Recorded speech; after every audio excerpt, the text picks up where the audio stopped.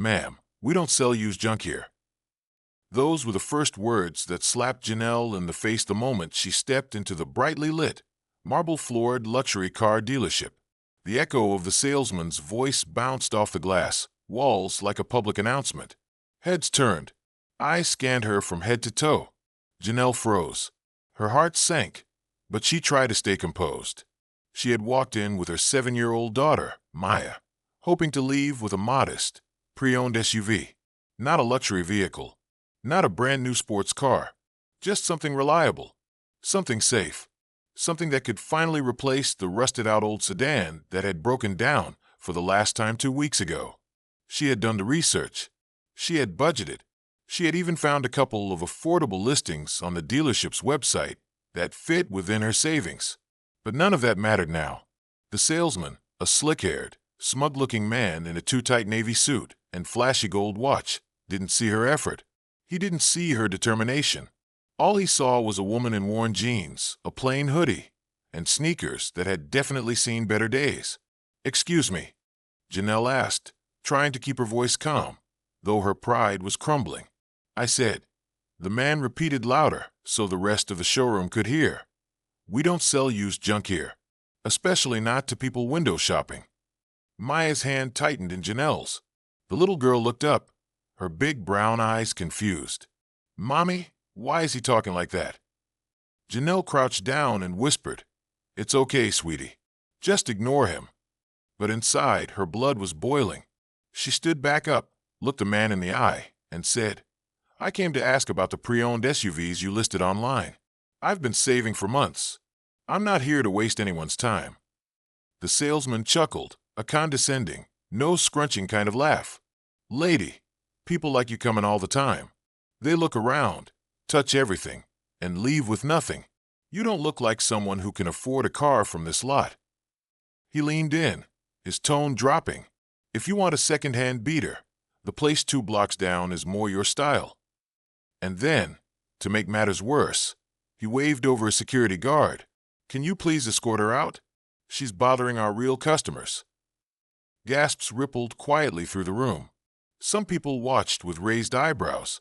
Others turned away, pretending not to see. Not one person spoke up. The security guard, an older man with kind eyes, seemed hesitant. "Sir, she's not doing anything wrong." But the salesman snapped, "Do your job, or I'll report you to." Janelle stood frozen for a second. The sting of humiliation burned deep in her chest. She looked down at Maya, who looked like she was about to cry. That was it. Janelle didn't say another word. She didn't argue. She didn't beg. With her head high and her dignity barely hanging on, she gripped Maya's hand and turned around. They walked out slowly, through the automatic glass doors, past the rows of luxury cars, past the customers whispering behind fake smiles. But what the smug salesman didn't realize was this. He hadn't just embarrassed a single mom. He had awakened the wrong woman. Because while Janelle left the dealership feeling broken, by the next day, the entire dealership would be the one begging for forgiveness. What the smug car salesman didn't know could have bought and sold his entire dealership 10 times over. Because Janelle Thomas hadn't always been the single mom in hand-me-down jeans and a worn-out hoodie. She used to own the room. Not long ago. Her life looked completely different. 5-star vacations in the Maldives, luxury penthouses in Manhattan, private chefs who knew her daughter's food allergies better than her pediatrician. She had walked red carpets, attended galas, flew first class just to get dinner in Paris and be back by morning. And all of that had started when she met Dominic Langston, the young tech billionaire with piercing gray eyes and a reputation for turning everything he touched into gold.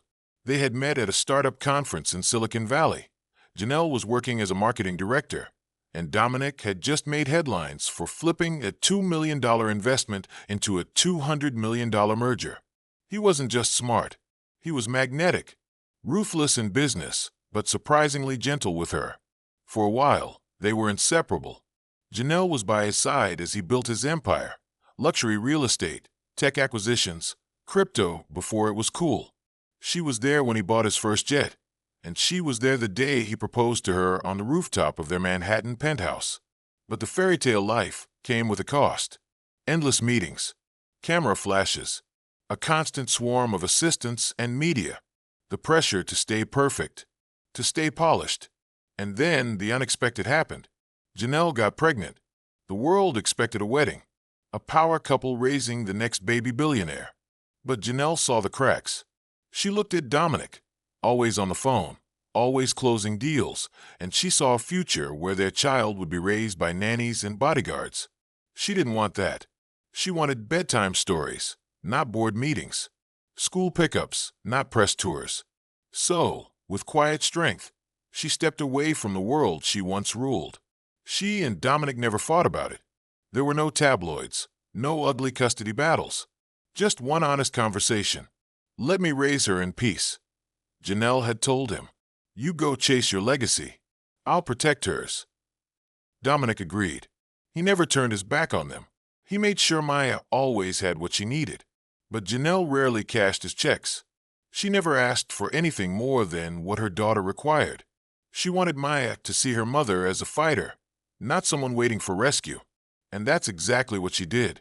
Until yesterday, when that salesman looked down on her, spoke to her like she was garbage, called security, in front of her child. Something cracked inside her. That night, after she tucked Maya into bed, Janelle stared out the window of their small apartment. The city lights blurred behind her tears. She tried to shake it off, but it lingered. Not the embarrassment, not the insult. It was the look on Maya's face. Confused, hurt, watching her mother be humiliated. That image haunted Janelle. She knew she couldn't let that moment define who her daughter believed she was. So she picked up her phone, scrolled through her contacts, and tapped on a name she hadn't called in months. Dominic. He answered on the second ring. His voice, smooth and warm, immediately recognized her tone. What happened? He asked. She hesitated, then poured it all out. Every word, every insult, every stare. She told him about Maya's tiny hand squeezing hers, about the security guard, about the shame. There was a long pause on the line. Then, in his usual calm, powerful voice, Dominic asked just one question. What's the name of the dealership? The next day, just before noon, something strange was happening at the luxury car dealership. The usual arrogance and noise that filled the marble-floored showroom had been replaced by nervous whispers and tightened collars. Staff stood straighter. Coffee cups were quietly set down. Every salesperson was suddenly on high alert. Why? Because an anonymous call had come in early that morning. A major buyer was sending a representative, or possibly showing up himself, to make a multi-million-dollar luxury purchase. No name, no details, just a promise that the deal would only go through in person. Word spread like wildfire. Everyone knew what that meant. A possible celebrity, tech mogul, or foreign royal. This kind of thing didn't happen every day, and everyone wanted to be the one to close that deal. Then, right on the dot of noon, a low, powerful hum rolled down the dealership driveway. Heads turned. The conversation stopped. A sleek, matte black Rolls-Royce Phantom glided to a perfect stop right in front of the showroom. Its polished chrome reflected the sky like a mirror. The custom plates alone were worth more than some of the showroom cars. The driver stepped out first, opened the rear passenger door, and then out stepped Dominic Langston, in the flesh, tall, sharp, and dressed in a tailored charcoal suit that probably cost more than the monthly sales quota of half the staff combined. His presence was electric. Even those who didn't immediately recognize him could feel the money and power he carried. But the managers, they knew exactly who he was. One of the most influential billionaires in the country. Tech mogul, real estate magnate, investor, and philanthropist. The kind of man whose appearance could send stocks up or down with a single tweet. The dealership manager practically sprinted outside, his face lit up with fake charm. Mr. Langston. Sir, what an absolute honor. Please come in, we have. Dominic didn't even look at him. He raised one hand, signaling silence. Then his voice, calm, controlled, but with steel underneath, cut through the air like a blade.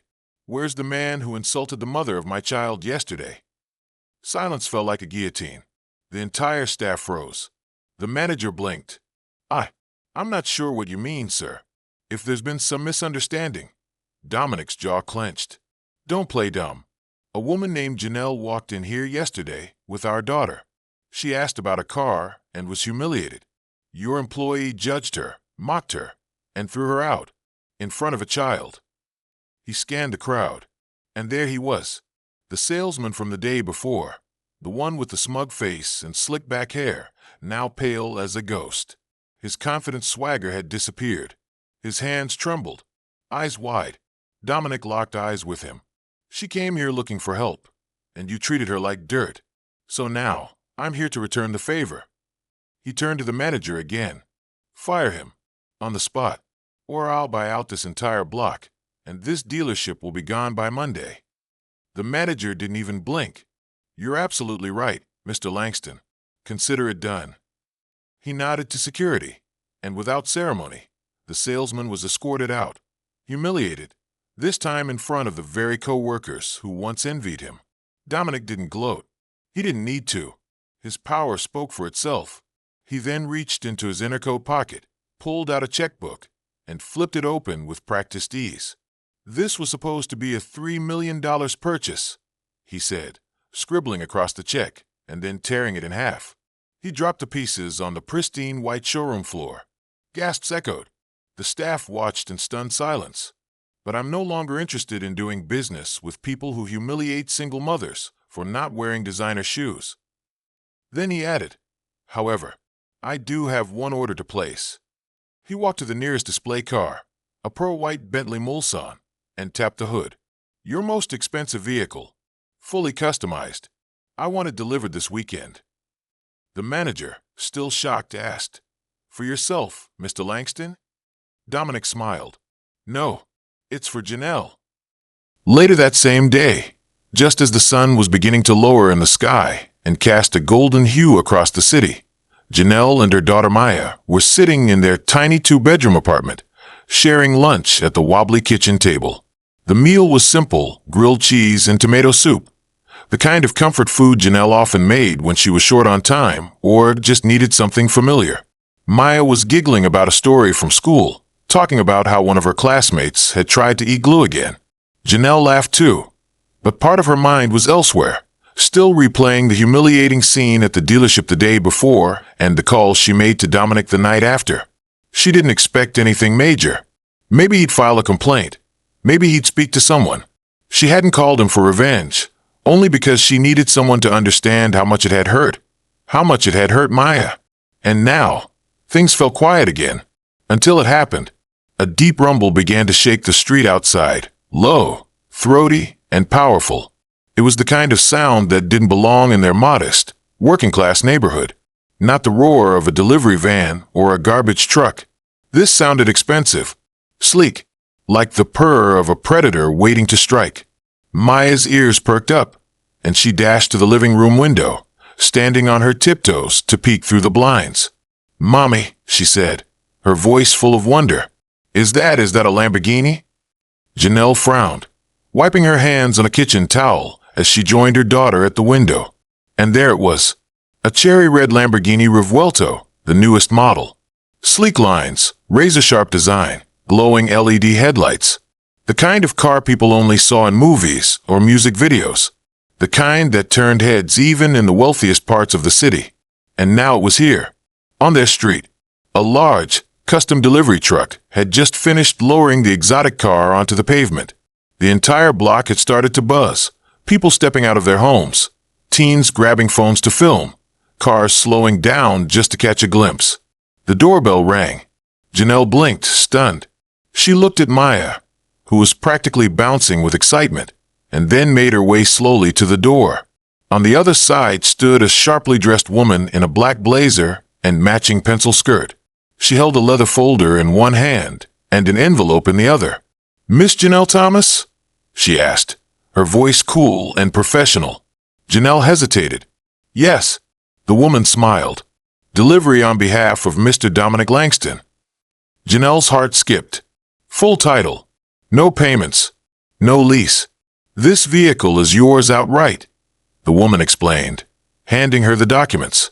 Janelle stared at the keys dangling from the woman's hand, still not fully processing what was happening. "This has to be a mistake," she whispered. "No, ma'am. the woman said kindly. It's not.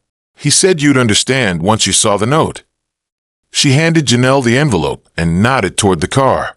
Still stunned, Janelle stepped down onto the sidewalk, neighbors now gathering near the curb in stunned silence. Phones were raised. Gasps echoed as people whispered among themselves. She's getting that car. Wait, wasn't she the one that got thrown out the dealership? Who is she? But Janelle barely noticed. Her hands shook as she tore open the envelope and unfolded the handwritten note inside. Dominic's familiar handwriting was neat, elegant, and every word struck her right in the heart. For every time someone tried to make you feel small, remember who you are. You're not just the mother of my child. You're a queen. Never let anyone dim your light again. Love, D. Her breath caught in her throat. Tears filled her eyes as she looked from the paper to the glowing red car to her daughter, whose wide eyes were filled with nothing but awe and joy. Maya ran over and wrapped her arms around her mother's waist. Mommy, she whispered, they'll never laugh at us again. Janelle knelt down and hugged her daughter tightly, burying her face in Maya's curly hair. No, baby, she said softly. They won't. For a long moment, she just held Maya close, in front of the luxury sports car, the delivery crew, the gawking neighbors. But Janelle didn't care who was watching anymore. For the first time in years, she didn't feel invisible. She didn't feel small. She felt seen. The woman in the blazer spoke again, gently interrupting. If you'd like, I can walk you through the car's features, or we can have a specialist stop by tomorrow. It's fully insured, and there's a gas card in the glove compartment. Janelle stood up, wiping her tears and smiling through them. Thank you. Really. She took the keys, still feeling like she was in a dream, and walked around the car. The sun reflected perfectly off the curves of the Lamborghini, and every single person on the street knew exactly what this moment was. It wasn't just about the car. It was about the statement. This was for every time she had been underestimated, dismissed, looked down on. For every moment when she'd been told she didn't belong. This was proof that she absolutely did. And it wasn't Dominic rescuing her. It was him recognizing her worth. Not because she was connected to him. Not because she needed validation. But because she had spent years raising a child, working hard, and refusing to beg. And now, finally, the world was seeing what she already knew. She was powerful. She was enough. As the sun dipped lower and golden light bathed the street, Janelle stood in front of her new car, Maya's small hand wrapped in hers, and smiled. Let them stare. She had nothing to hide anymore. By the time the sun set that evening, Janelle's quiet life had turned into a global headline. The video of Dominic confronting the dealership had been recorded by multiple onlookers. One clip, showing Dominic stepping out of the Rolls-Royce, demanding the salesman's firing, and tearing the check in half, went viral within hours. The internet couldn't get enough. Billionaire avenges single mom by firing salesman on the spot. She got laughed out the door. Next day, he rolls up in a Phantom. CEO rolls in. Misogyny rolls out. TikTok blew up. Twitter was ablaze. Instagram pages reposted the story with dramatic music and flashy captions. Even celebrity gossip blogs covered the moment like it was a movie scene. Some called it modern-day chivalry. Others hailed it as justice served in real time. One thing was certain. Everyone was talking about Janelle. The car dealership tried to do damage control. Their PR team issued a weak apology, promising inclusive customer service training. But it was too late. The salesman who had belittled Janelle? He went online trying to clear his name, claiming he didn't know who she was and that it was all a misunderstanding. But his smug attitude in the viral video told a different story, and no one was buying the pity act. He was done. Blacklisted. The internet made sure of that. But while the world obsessed over the drama, Janelle had already moved on to bigger things. She didn't let the moment define her. She let it launch her. Because the truth was, she didn't need the Lamborghini. She appreciated the gesture, sure. The beauty of the machine. The message it sent. But she didn't want to drive a trophy. She wanted to build a legacy. So, just 1 week later, she sold the Lambo, discreetly and quickly. The money? She didn't blow it on vacations or designer bags. No, Janelle had a plan. She took that windfall and invested it into something meaningful, something the city desperately needed. A mobile car repair and detailing service, just for women. Affordable, respectful, safe, no condescension, no price gouging, no more women being talked down to when they asked about tire pressure or oil changes. She called it Driven with Dignity. The concept was simple, but powerful. Female mechanics, on-demand appointments, transparent pricing, a clean, modern app, and most importantly, dignity built into every customer interaction. Her first van had her logo painted boldly across the sides, a golden steering wheel wrapped in roses, and underneath it the words, "Because every woman deserves to be in the driver's seat." She hired other single moms, trained women from trade schools, and even partnered with local shelters to provide free vehicle checks for survivors of domestic violence. The business didn't just grow, it exploded.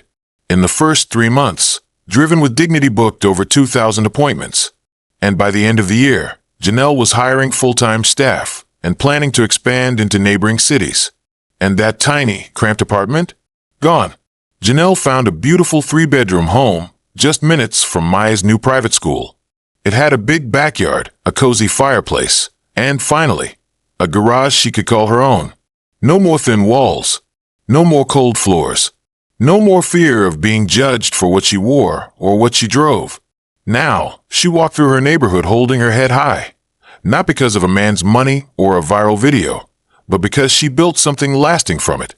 As for Dominic, they didn't get back together romantically, and that was okay. Their story had taken different turns, but their respect for one another had never faded. In fact, the dealership incident made their bond stronger than it had ever been. They became partners in parenting, real teammates. He was there for Maya's school plays, recitals, and birthdays. And Janelle appreciated that he never tried to take credit for what she'd built. He helped open the door, but she walked through it, and then built an entire house on the other side. One evening, while watching Maya ride her bike down their quiet suburban street, Janelle got a text from an unknown number. She opened it. It was a screenshot, a comment from a woman online who had seen her story and started her own mobile business too, inspired by Janelle's courage. That one text made her smile bigger than the Lamborghini ever could. This was the real reward, because the next time someone tried to talk down to her, tried to laugh at her shoes, her clothes, her past, Janelle didn't need to yell. She didn't need to prove anything. She'd simply smile, maybe adjust her Driven with Dignity jacket, and walk away. Because now she knew what she was worth. And finally, the world did too.